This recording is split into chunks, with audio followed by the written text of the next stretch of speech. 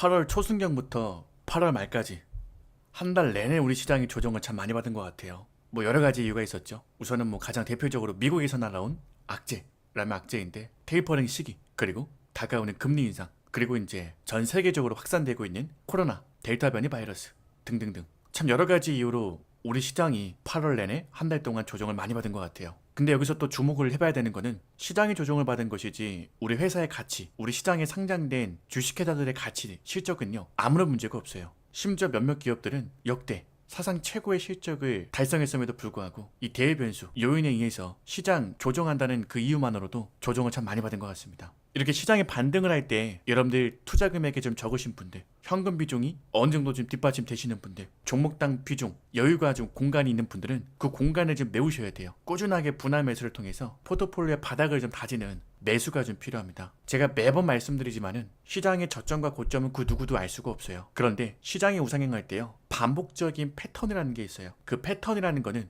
이론적으로 논리적으로 설명은 완벽하게 안 됩니다. 근데 우리가 곰곰이 생각해보면 사람들은 악재가 나오고 공포가 극에 달하게 되면요 주식을 보유하기는커녕 자꾸 팔려고 해요. 물론 그렇지 않은 역발상 투자하는 분들도 있지만은 되게 많은 일반 투자자분들이 레밍 효과에 의해서 이제 사람들 주식을 던지면 너무 놀란 나머지 손절이라는 걸 하고 일부 주식을 좀 덜어냅니다. 물론 기관들도 마찬가지고요. 그럴 때마다 이제 호가가 벽이 얇아지면서 호가폭이 커지면서 시장 변동성이 좀 강한 때가 있어요. 근데 공교롭게도 주가가 많이 빠지고 나면요 여기서 현명한 투자자라고 할 수 있는 역발상 투자가라고 할 수 있는 사람들이 뭐 메이저 세력들도 마찬가지고요 주식을 사들이면서 여기서는 이미 많은 사람들이 주식을 포기하고 손절했기 때문에 비교적 가벼운 힘만 가지고도 주가가 강하게 점핑하는 모습이 나타나요. 여기서부터 사실은 수익이 크게 납니다. 이런 투자를 가장 잘했던 사람들이 뭐 역사적으로 월가에서는 존 태플턴 경 뭐 이런 사람들이겠죠. 뭐 일본에서는 고레가와 긴조 뭐 이런 사람들도 있고요. 뭐 독일 증시에서, 유럽 증시에서는 앙드레 코스탈라이 선생님도 있고요. 뭐 여러 가지 이제 투자법으로 돈을 번 사람들이 많지만은 많은 분들이 주가가 많이 싸졌을 때 회사 내, 상장회사 내 어떤 실적이나 가치에 흔들림이 없는데 대변수에서 시장 분위기에 의해서 소외주들이 많이 빠졌을 때 돈을 많이 벌어왔습니다. 그러니까 우리도 그들의 투자 전략을 좀 같이 컨닝을 좀 할 필요가 있어요. 그러니까 지금도 사실은 강시장 한복판에서 나오는 당연한 어떻게 보면 하나의 파동입니다. 조정파동.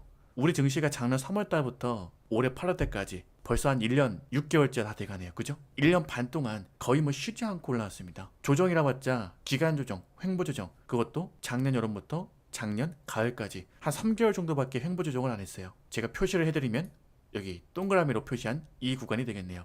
그리고 나서 이제 하반기부터는 대형주 중심으로요 펀더멘탈 대비, 가치 대비, 실적 대비 오버슈팅 나온 종목군들이 좀 꽤 있었어요. 뭐 대표적으로 카카오도 그랬고요, LG화학도 그랬고요, 삼성전자도 그랬죠. 그 누구도 그들 성장주가, 인기 주식들이 이렇게까지 주가가 올라와야 된다라고 명확하게 논리적으로 설명을 할 수 없습니다. 이 주가라는 거는, 주식이라는 거는 원래 본질 가치 이상으로 급등하고요 가치 이하로 급락하는 게 바로 주식의 섭리입니다. 그러니까 이런 것들은 우리는 장기적인 가격 데이터, 시장 추세 흐름, 장기 데이터를 보면서 자꾸 추적을 좀 많이 해봐야 돼요. 관찰을 많이 해봐야 돼요. 이게 데칼코마니로 완벽하게 똑같이 그런 현상들이 사이클이 반복되지는 않지만은 주가는 보면은 가는 길이 있어요. 그러니까 가는 길이 있기 때문에 우리가 장기적인 데이터를 통해서 그 흐름을 익혀두면은 평상시에 기업 분석해놓은 종목군들이 추세 하단부 내지 일시적인 가격 이탈이 발생했을 때, 저점이라고 판단될 때에는 뭐 높은 바닥을 형성할 때에는 분할 매수를 통해서 내 포트폴리오를 좀 단단하게 할 필요가 있다는 얘기예요.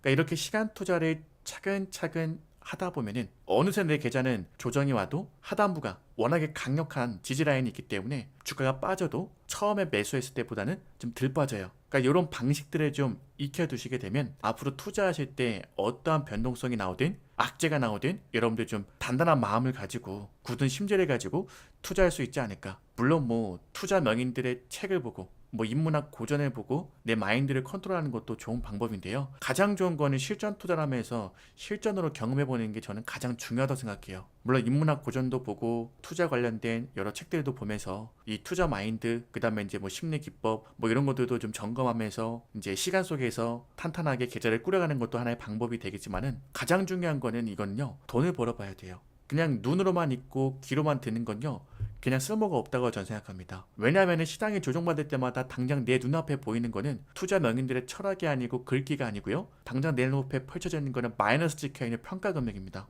그 마이너스를 보면서 얼마나 마음이 불편합니까? 불안합니까? 당장 내 피 같은 돈이 이렇게 시장 조정 때마다 플러스 됐다가 마이너스 됐다가 마이너스 폭도 커지게 되고, 그러니까 이거는 결국에는 시간 속에서 좀 많이 해보는 수밖에 방법이 없어요. 그러니까 나만의 투자법, 내가 할 수 있는 비중으로 나만의 투자법을 좀 찾는 게 정말 중요한 것 같습니다. 자, 이번에도 지금 오랜만에 한번 조정다운 조정이 지금 들어왔는데요. 이 종합지수만 보지 말고요, 시가총액 상위 인기 종목들만 보지 말고요, 상대적으로 소외된 종목군들 중에서 이번에 조정 이후에 높은 바닥을 형성하려고 하는 종목군들이 꽤나 많습니다. 게다가 그들 종목군들 이번에 실적까지도 뒷받침되는 종목군들이 꽤나 많습니다. 이제 조금 있으면은 3분기 실적들도 발표가 될 텐데요. 여러분들 3분기 예상 실적 인터넷 서치 조금만 해보시면요, 이미 다 나와 있습니다. 이 주식회사들은 장부를 만들어 나가야 되기 때문에 원래 사실은 경영 목표를 연초에 다 세워놓잖아요. 연초에 올해 1년치 실적이 어느 정도 다 계산이 됩니다. 거기에 맞춰서 장부가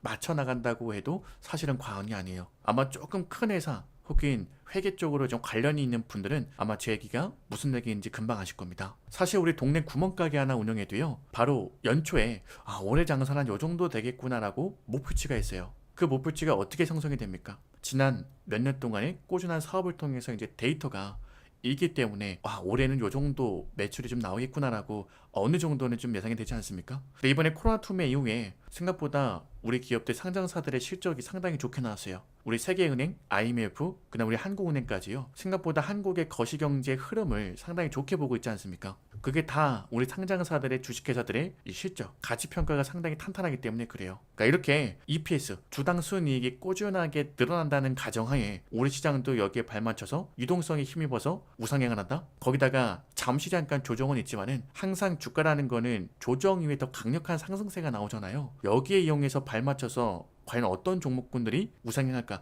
여기에만 포커스를 맞춰야 되는데, 미국에서 뭐 테이퍼링을 언제 하네, 금리 인상을 언제 하네, 한국은행도 결국엔 금리 인상을 뭐 0.25% 이번 주 할 거네, 뭐 0.5% 할 거네, 기타 등등등등 자꾸 부정적인 메시지가 내 귓가에, 내 눈에 자꾸 아른거리게 보면요, 내 포트폴리오가 발전이 안 돼요. 그러다 보니까 자꾸 방치하게 돼요.